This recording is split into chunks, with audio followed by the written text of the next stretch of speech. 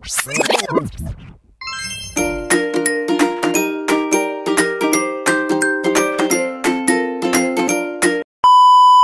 guys! Kapag minamalas naman talaga, tara samahan nyo ako, pa-check natin yung gulong ko kasi mukhang kulang ng hangin.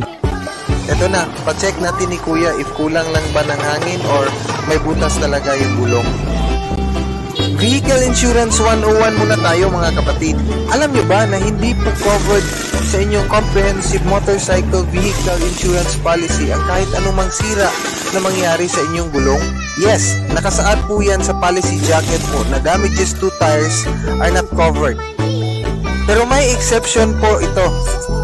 Kapag kayo ay na-aksidente, meaning bumangga kayo sa pader o sa ibang sasakyan o tumilapon ang iyong sasakyan at kasamang na sira ang gulong ito. So covered po yan ng insurance policy niyo po. Okay, tapos na si Kuya. Sa wakas, makakauwi na rin.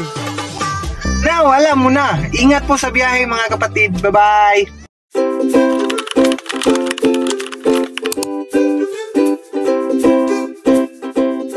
All is well with Perla Insurance.